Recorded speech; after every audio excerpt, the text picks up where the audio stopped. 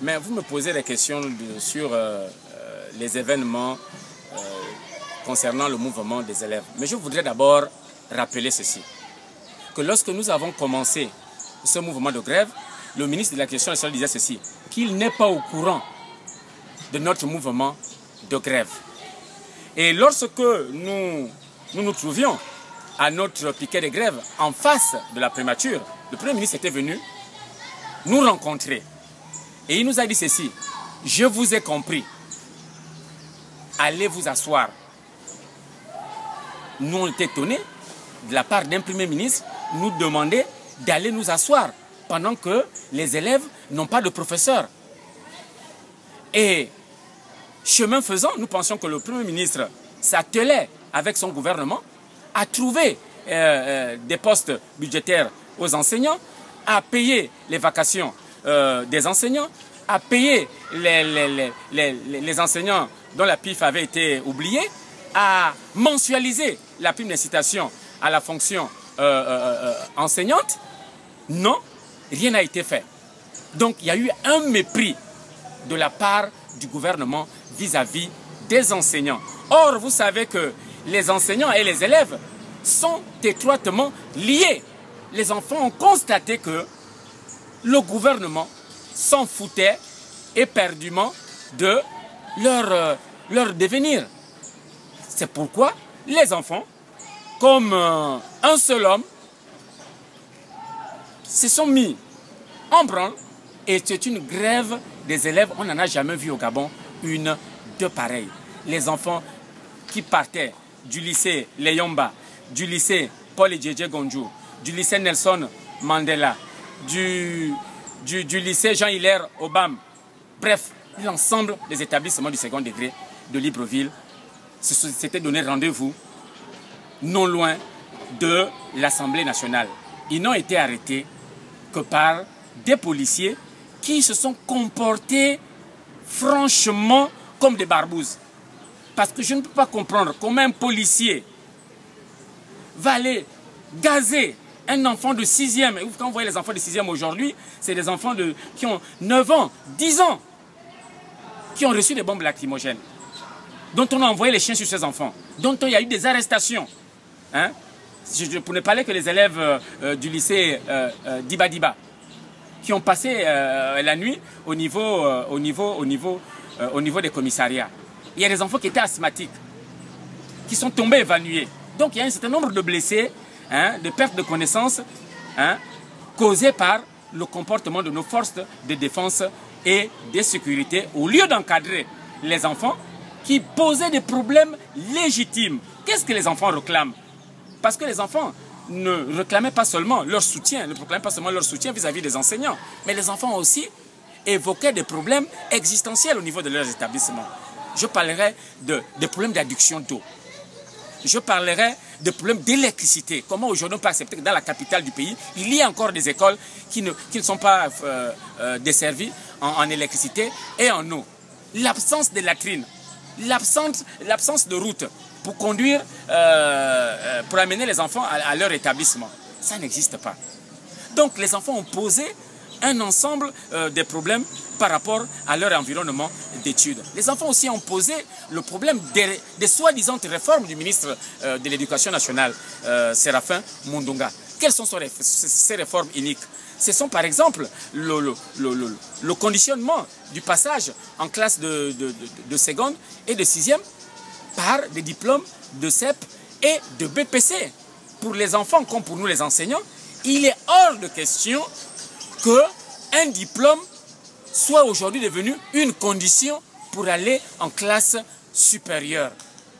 Le seul élément qui devait concourir au passage d'un enfant n'est autre que le travail fourni par l'enfant durant l'année scolaire. Autre ineptie du ministre, c'est d'avoir créé le bac à 2 tours. Première partie du bac, deuxième partie du bac. Et les enfants aussi ne veulent pas de ce bac. Le bac du premier tour, c'est un bac Mutuki. Allez-y comprendre que le texte qui organise le bac, par exemple l'année dernière, vous allez voir par exemple le bac du premier tour au lycée Leyomba, le président est du lycée Léomba. Le secrétariat, c'est le lycée Léomba. Les corrections, c'est le lycée Léomba. Quel est cet examen que vous passez avec vos propres professeurs? Ça ressemble plus à un devoir de classe qu'à un examen. Quel crédit peut avoir un tel examen? Donc les enfants aussi dénoncent cette situation. Les enfants réclament aussi des salles de classe. Parce qu'aujourd'hui, ils sont 200 élèves dans certains établissements de Libreville. Quand vous regardez du côté de Nzenganyong, du côté de Lumi, du côté du lycée de Sibang, les effectifs ont explosé 200. Il n'y a même pas de place à s'asseoir. Ils sont assis à même le sol. Ils sont 4-5. Donc, tout ceci amène les enfants à sortir de leurs réserves. Et aujourd'hui, que fait le gouvernement? Le gouvernement est en train de faire la sourde oreille. Le gouvernement et le président, ils sont tous droits dans leurs bottes. Parce qu'ils veulent nous faire comprendre quelle est la réponse que le gouvernement a apportée à cette solution hier soir. Nous avons suivi à Télé Gabon. Quelle est la solution? C'est le paiement de vacations. Est-ce que vous pensez que des milliers d'enfants, des milliers d'enseignants se sont mis dans la rue pour réclamer uniquement les vacations? Est-ce que tous les enseignants sont concernés par les vacations? Est-ce que les élèves sont concernés par les vacations? Donc, leur combat va au-delà des vacations. Hein? Ce sont des problèmes de structure d'accueil. Ce sont des problèmes de salaire. Ce sont les problèmes liés au pouvoir d'achat des enseignants. Ce sont des problèmes liés, en gros, à la gouvernance. À la gouvernance. Parce que la gouvernance pose problème, parce qu'au niveau du ministère de l'Éducation nationale, c'est le pilotage à vue. Parce que l'élément primordial qui devait servir à conduire les politiques éducatives devait être la carte scolaire. C'est-à-dire la carte de la recherche. Or, cette carte-là n'existe pas. Sous quelle base le ministre de l'Éducation nationale pilote le système éducatif gabonais en l'absence d'une carte scolaire? Donc, aujourd'hui, il n'y a plus question d'accepter, comme je le disais, l'inacceptable. C'est le ras-le-bol. Libreville est en mouvement. Et ce n'est pas seulement Libreville. Au moment là où je vous parle, je suis en contact avec ma provinciale de Logoué-Maritime. Et à ce net moment, à Logoué-Maritime, les enfants sont dans la rue pour manifester les meilleures conditions de scolarisation. Et ce mouvement de grève n'est pas une génération spontanée. Vous savez que depuis un certain temps, j'ai eu à parcourir le pays. J'ai été à Port-Gentil, j'ai été à Lambaréné, j'ai été dans un certain nombre de localités du pays pour expliquer aux enseignants, pour expliquer aux parents d'élèves la nécessité d'un mouvement de grève. Parce que pour nous, au niveau de la Convention nationale des syndicats du secteur éducation nationale, la solution n'est pas dans les salles de classe, la solution n'est pas dans le bureau, la solution est dans la rue. La solution est dans l'action syndicale. Malheureusement, beaucoup de Gabonais encore ont du mal à intégrer cette dimension de la chose. Parce que les autres méthodes, jusqu'à présent, n'ont pas porté de fruits. La négociation n'a pas porté de fruits. Les travaux en commission n'ont jamais porté de fruits. On crée des commissions tout juste pour gagner du temps ou pour noyer le poisson. Hein? Mais en définitive, il n'y a rien qui prend de temps. C'est pourquoi nous pensons qu'il est bon que nous arrêtions. Et le gouvernement, dans la précipitation, a pris la décision d'arrêter les cours sur l'ensemble du territoire, au motif non avoué. Parce que selon eux, il y a risque de subversion, il y a un risque d'insurrection. Parce que si les élèves et les étudiants se mettent dans la rue, la marche pourrait ne pas s'arrêter à l'Assemblée nationale. La marche pourrait aller jusqu'au bord de mer. Et ayant pris peur, ils ont arrêté l'établissement. Et la solution qu'ils trouvent, comme je disais, c'est de payer. Est-ce qu'on va arrêter l'école dans la République tout juste pour payer les bons de caisse? On va faire une grève tout juste pour les vacations? Il faut faire une grève pour obtenir ces vacations?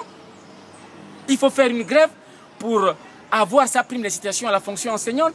Il faut faire une grève après 4 ans, 5 ans sans salaire pour obtenir son poste budgétaire et retrouver sa dignité? Mais où sommes-nous?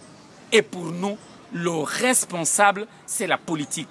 Le responsable, c'est le système actuel. Et le représentant de ce système-là n'est autre qu'Ali Bongo Ondimba. Et il doit prendre ses responsabilités pour orienter l'argent du pays vers les plus nécessités. Parce qu'aujourd'hui, les gouvernants sont déconnectés avec la population. Il y a vraiment un divorce, il y a vraiment un cratère entre les gouvernants et les populations que nous sommes. On a l'impression qu'ils ont perdu la boule et qu'ils sont en train de marcher aujourd'hui sur la tête. C'est vraiment... le président de la République aujourd'hui trouve des solutions qui ne collent pas à la réalité. Il ne mesure pas l'abîme, le fossé dans lequel aujourd'hui les populations sont plongées. À cause de l'irresponsabilité, du manque du patriotisme de nos gouvernants.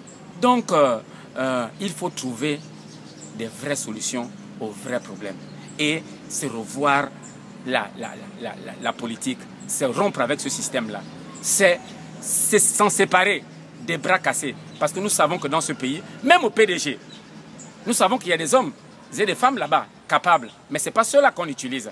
Ce sont les bras cassés qu'on utilise. Donc le président aussi peut faire appel à des bras valides dans son propre camp. Pourquoi le président a la propension à travailler avec des gens qui torpillent sa soi-disant politique? Donc nous appelons vraiment les Gabonaises et les Gabonais à soutenir les enseignants, à soutenir les parents d'élèves, à soutenir la CONACYCED, parce que le combat aussi, on a besoin de soutien. Or, beaucoup de Gabonais jusqu'alors, les hommes politiques, on n'attend aucun homme politique, aucune déclaration des hommes politiques. Pendant ce temps, ils font la campagne, pendant que l'école est par terre, l'école est dans le coma. Donc, il faudrait que les voix s'élèvent, il faudrait qu'il y ait un effort, il faut nous aider. Nous avons des problèmes de logistique. Nous avons des problèmes de communication. Nous n'avons pas de médias avec nous. Les médias sont au service d'un pouvoir. Nous n'avons pas le droit de nous exprimer dans des chaînes publiques. Donc, nous sommes résolus aux réseaux sociaux. Nous sommes réduits à ne faire que des SMS. Nous sommes résolus à faire du porte-à-porte. Et nous devions ne pas baisser les bras. Continuez à persévérer et vous devez nous encourager. Ne restez pas les bras croisés. Parce que lorsque vous ne dites rien, lorsque vous êtes silencieux, vous n'êtes pas avec nous. Vous êtes avec l'oppresseur. Donc, il faut couper les chaînes avec l'oppresseur et se mettre dans l'action. Dans l'action. Arrêtons de dire on va encore faire comment. Arrêtons de dire qu'on se bat pour notre bout de pain. Parce que le bout de pain aujourd'hui a disparu. Nous devons nous battre résolument pour le pain entier. Et notre pays n'a pas un problème de moyens financiers. Notre pays n'a aucun problème au niveau de moyens financiers. Notre pays a seulement le problème dans le choix des priorités. Les priorités de nos gouvernants ne sont pas les mêmes que ceux des Gabonais. C'est pourquoi nous voudrons arrimer les priorités du Gabon, des Gabonais et les priorités de nos gouvernants. Ils ne sont pas là pour faire ce qu'ils veulent faire. Ils sont là pour faire la volonté du peuple. Donc, et le président, s'il veut faire des réformes, il doit avoir l'adhésion des Gabonais. Il ne peut pas faire des réformes sans chercher à avoir l'adhésion des Gabonais parce que les Gabonais n'adhèrent pas du tout à ce qu'il est en train de faire au niveau de l'éducation nationale. Même si certains continuent à faire l'hypocrisie avec le président de la République. Mais nous, à la CONACYCED, nous disons au président, ta politique est mauvaise et il faut arrêter ça.